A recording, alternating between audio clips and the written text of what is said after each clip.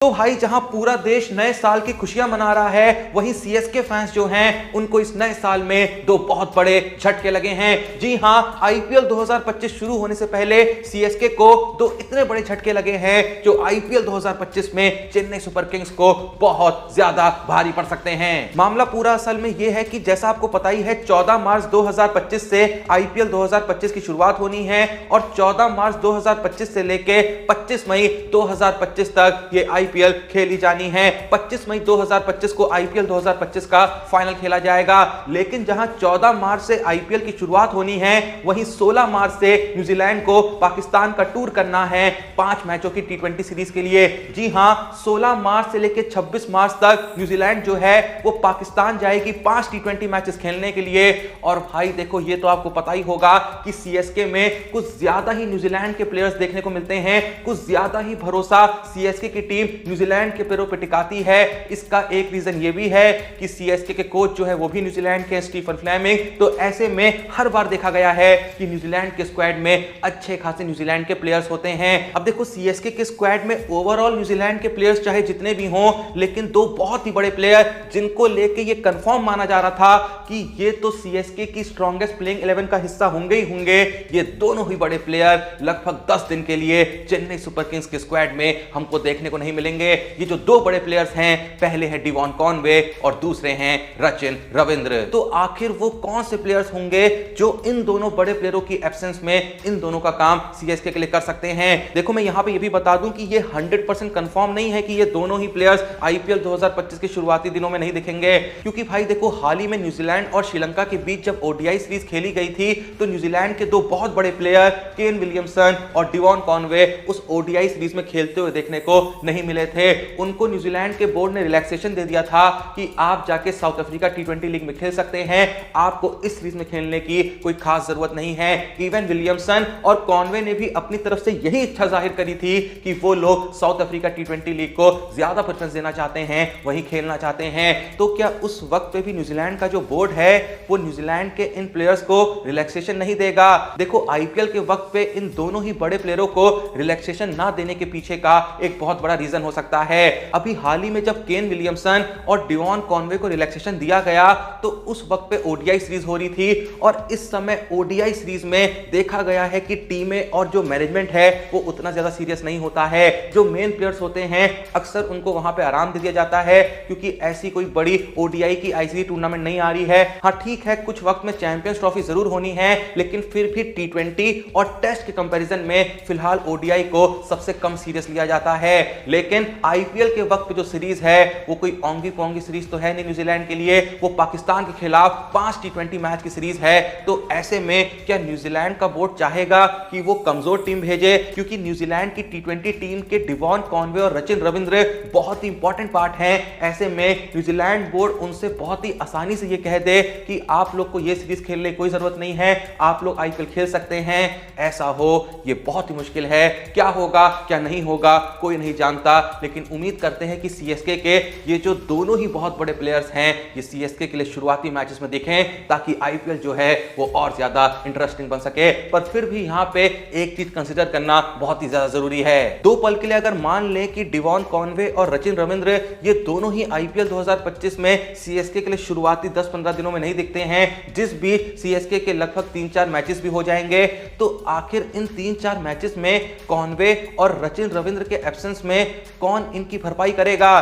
देखो, कॉनवे जो हैं वो एक कमाल के ओपनर हैं और अगर टीम में होंगे तो जाहिर सी बात है गायकवाड़ के साथ वही ओपनिंग करेंगे। उन्होंने सीएसके के लिए जितने भी सीजन्स में ओपनिंग करी है हर बार फोड़ा है, हर बार ये साबित किया है कि वो आईपीएल हिस्ट्री के one of the best openers में से एक हैं। लेकिन अगर वो नहीं होते हैं तो गायकवाड़ के साथ ये काम राहुल त्रिपाठी कर सकते हैं, जिनको आईपीएल 2025 के मेगा ऑक्शन में सीएसके ने 3.4 करोड़ में खरीदा है। और देखो, रचिन रविंद्र की बात करें तो अगर कॉनवे और रचिन रविंद्र साथ में खेलते तो हो सकता था कि गायकवाड़ के साथ कॉनवे ओपनिंग करते और रचिन रविंद्र जो हैं वो फर्स्ट डाउन पे खेलते हुए देखने को मिल सकते थे। तो ऐसे में अगर रचिन रविंद्र भी नहीं होते हैं तो उनकी पोजीशन पे हमको दीपक हुडा देखने को मिल सकते हैं, जो पिछले कुछ सीजन से फर्स्ट डाउन पे ही अपनी टीम को रिप्रेजेंट कर रहे थे। और यहां पे भूलो मत कि दीपक हुडा जो है वो सिर्फ बैटिंग नहीं करते हैं, अगर जरूरत पड़ जाए तो बॉलिंग में भी कुछ डिसेंट ओवर्स यहां पे दे सकते हैं। बाकी ही यहां पे अगर एक चीज पे गौर किया जाए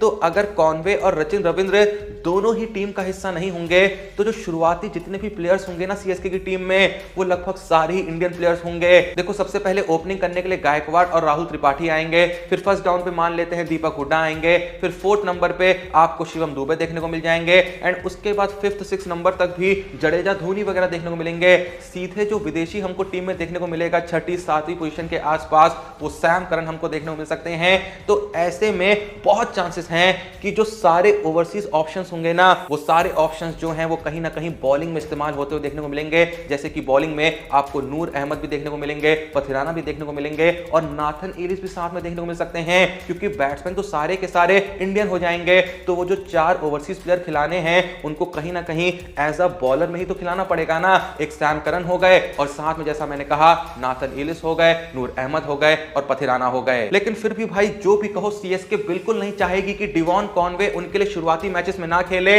दो पल के लिए सचिन रविंद्र का नुकसान सह सकती है सीएसके क्योंकि भाई देखो सचिन रविंद्र ना आईपीएल 2025 में सीएसके के लिए ओपनिंग नहीं कर सकते हैं जब तक गायकवाड़ और कॉनवे की one of the most successful जोड़ी है आईपीएल 2025 की सीएसके के पास। तो ऐसे में इन दोनों के होते हुए सीएसके सचिन रविंद्र से ओपनिंग कराए बहुत ही मुश्किल है।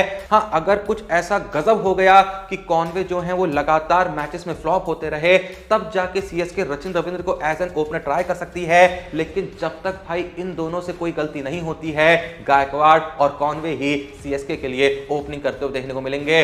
और देखो भाई अगर सचिन रविंद्र ओपनिंग नहीं कर सकते ना तो फर्स्ट डाउन या फिर सेकंड डाउन जैसी पोजीशन पे आके वो कुछ बहुत कमाल कर दें ऐसा बहुत ही मुश्किल है क्योंकि सचिन रविंद्र को जाना ही जाता है टी20 फॉर्मेट में पावर प्ले ओवर्स का अच्छे से इस्तेमाल करने के लिए। तो ऐसे में अगर वो ओपनिंग नहीं करेंगे तो जाहिर सी बात है पावर प्ले ओवर्स का ज्यादा इस्तेमाल नहीं कर पाएंगे एंड अगर उनको पावर प्ले में ज्यादा खेलने का मौका नहीं मिल रहा है तो बहुत चांसेस हैं कि सीएसके के लिए वो एक वेस्ट रिसोर्स साबित हो सकते हैं। तो इसीलिए बहुत ही मुश्किल है कि कॉनवे और सचिन रविंद्र साथ में खेलें। तो इसका मतलब ये साफ है कि सीएसके को सचिन रविंद्र की उतनी कमी नहीं खलेगी जितनी डिवॉन कॉनवे की खलेगी। अब जो भी ये वीडियो देख रहा है आप लोग को क्या लगता है, क्या डिवॉन कॉनवे के जाने से सीएसके को एक बहुत बड़ा झटका लग सकता है? क्या डिवॉन कॉनवे सीएसके के लिए one of the biggest match winners हैं? जो भी आपका सोचना है कमेंट सेक्शन में जरूर बताइएगा। वीडियो को लाइक करिएगा, चैनल को सब्सक्राइब करिएगा, याद से हमारे Telegram channel Cric Time with Joshi को ज्वाइन कर लीजिएगा जिसका लिंक आपको डिस्क्रिप्शन और पिन करने मिलेगा जहां पे क्रिकेट वर्ल्ड की हर अपडेट सबसे पहले आप तक पहुंचती है।